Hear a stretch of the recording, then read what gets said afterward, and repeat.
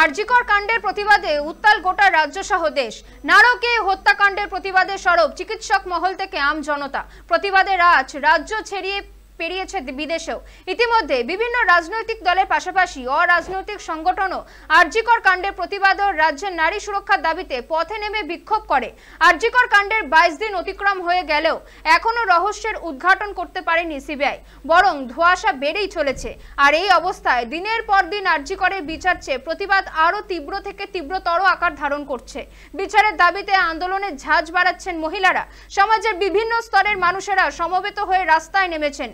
প্রতিবাদে গর্জে উঠছেন সাধারণ মানুষ থেকে সেলিব্রিটিরাও। সেই মতো রবিবার নাগরিক সমাজের ডাকে কলকাতা কলেজ স্ট্রিট থেকে মিছিল করে আরজিকর কাণ্ডের প্রতিবাদ জানানো হয়। সেলিব্রিটি থেকে আম জনতা মিছিলে সবাই উপস্থিত ছিলেন। এদিন দক্ষিণ কলকাতাতেও মিছিল হয়েছে। দুপুরে কলেজ স্কোয়ার থেকে জমায়েত হতে দেখা যায় অভিনেত্রী স্বস্তিকা মুখোপাধ্যায়, উষসী চক্রবর্তী, উষসী রায়, চৈতি ঘোষাল, সুদীপ্তা চক্রবর্তীর মতো এক ঝাঁক পরিচিত মুখে। এছাড়াও উপস্থিত ছিলেন অপরাজিতা আড্ড, অপর্ণা সেনের মতো তারকারাও। উদ্দেশ্য আরজিকর কাণ্ডে প্রতিবাদে মহা মিছিল। এদিন কোনো দলীয় পতাকা হাতে নয়, কেবল মাথায় বেগুনি ফেটটি বেঁধে প্রতিবাদ করতে দেখা যায় তাদেরকে।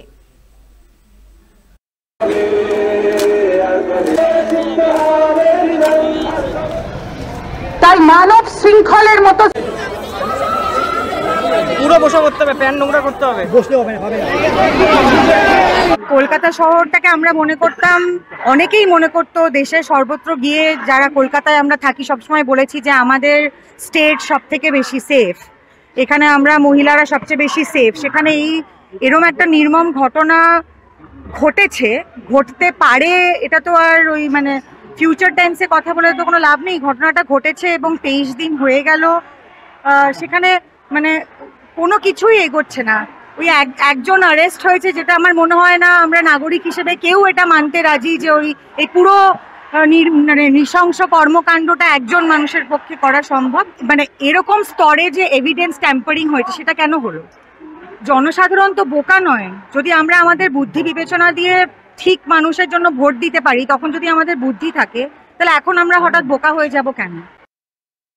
রাজনৈতিক দলরা নিজেদের মধ্যে খেয়েই করছে, সেটা আমি শুধু বলতে পারি ছি। একেবারে ভেতর থেকে আমি ধিক্কার জানাচ্ছি সেটাকে। কিন্তু আমাদের প্রতিকার তো সাধারণ মানুষ চাইবে। সাধারণ মানুষ, সাধারণ নাগরিক, আমাদের তো একটা অধিকার আছে। আমরা তো করদাতা, আমরা কেন আমাদের দাবি ছাড়বো? এটা একটা অত্যন্ত পশ্চাৎমুখী পদক্ষেপ। আরজিকরে চিকিৎসককে ধর্ষণ খুনের ঘটনা নিয়ে শাসক তৃণমূলের বিরুদ্ধে সরব বিরোধীরাও। এবার পাল্টা পথে নামল তৃণমূল। গত বুধবার তৃণমূলের ছাত্র সমাবেশের মঞ্চ থেকে তৃণমূল সুপ্রিমো মমতা বন্দ্যোপাধ্যায় বলেছিলেন, কলেজের গেটে গেটে ফাঁসির দাবিতে ছাত্রছাত্রীরা আন্দোলনে সামিল হোক। ব্লক সভাপতিদের এবং ছাত্র যুব মহিলাদেরও এই আন্দোলনে সামিল হওয়ার বার্তা দিয়েছিলেন দলনেত্রী। ঘাসফুল শিবিরের অভিযোগ, আরজিকরের ঘটনাকে হাতিয়ার করে বিরোধীরা জনসাধারণকে ভুল বোঝাচ্ছে। এবার বাড়ি বাড়ি গিয়ে এই বার্তা তুলে ধরছেন তৃণমূলের নেতাকর্মীরা। সেই নির্দেশ মেনে আরজিকর কাণ্ড নিয়ে শুক্রবার থেকে ময়দানে নেমেছে তৃণমূল। রবিবার আরজিকর কাণ্ডে দোষীর শাস্তির দাবিতে পথে নামল মহিলা তৃণমূল কংগ্রেস। ধর্ষকদের ফাঁসির সাজার আইন বলবতের দাবিতে দক্ষিণ কলকাতা মহিলা তৃণমূল কংগ্রেসের ধর্মঘট কর্মসূচি পালন করে। চন্দ্রিমা ভট্টাচার্যের নেতৃত্বে এদিন দক্ষিণ কলকাতার গোলপার্ক থেকে মিছিল শুরু করে মহিলা তৃণমূল। গড়িয়াহাট পর্যন্ত মিছিল গিয়ে আবার গোলপার্কে ফিরে আসে মিছিল। তাদের দাবি, আরজিকর কাণ্ডের তদন্তভার সিবিআইয়ের হাতে যাওয়ার পর এতদিন হয়ে গেলেও এখনো পর্যন্ত কোনো চার্জশিট যেমন দেওয়া হয়নি, তেমন কাউকে গ্রেফতারও করতে পারেনি সিবিআইয়ের আধিকারিকরা। কেন সিবিআই তদন্ত এত ধীর গতিতে এগোচ্ছে? রবিবার প্রশ্ন তুলে মহিলা তৃণমূল কংগ্রেস। এর পাশাপাশি আরজিকরের ঘটনায় যে বা যারা দোষী তাদের কঠোর শাস্তির দাবি করে মহিলা তৃণমূল।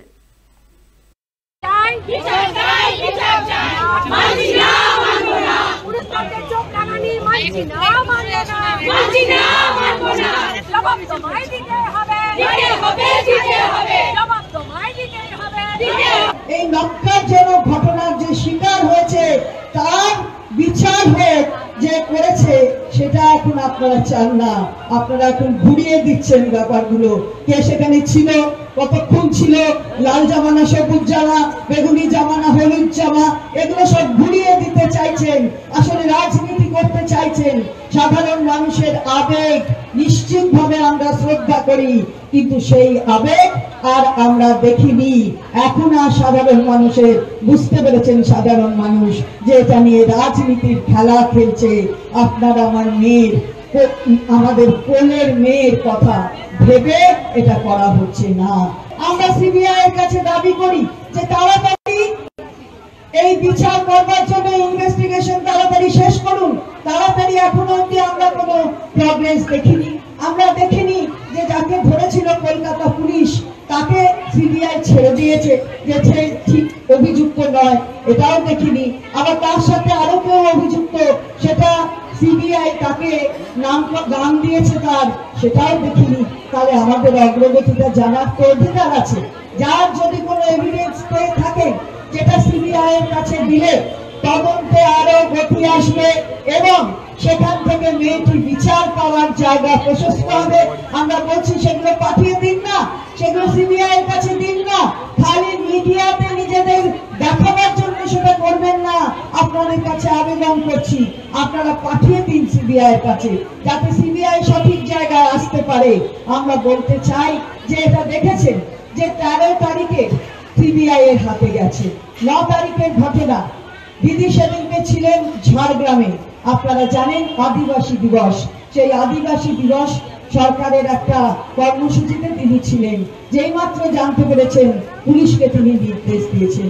তারপরে 10 আর 11 পারলৌকিক কাজ ছিল মেয়েটির পরিবারে, সুতরাং সেটা করবার পরে 12 তারিখ দিদি গিয়েছেন পরিবারের বাড়িতে, গিয়ে বলেছেন যে আমরা আপনার সঙ্গে রয়েছি। আর 18 তারিখের মধ্যে যদি পুলিশ রিপোর্ট না দিতে পারে সঠিকভাবে, তাহলে আমরা সিবিআই এর হাতে দিয়ে দেব সরকারের পক্ষ থেকে। কিন্তু কারুর পাস হয়নি, তারা চলে গেল কলকাতা মহামান্য হাইকোর্টে। হাইকোর্টের প্রধান বিচারপতির বেঞ্চ বলল এটা সিবিআই এর হাতে যাবে। ওরা 13 তারিখ মনে রাখবেন, মেয়েদের বলছি মনে রাখতে হবে, এটা 13 তারিখ।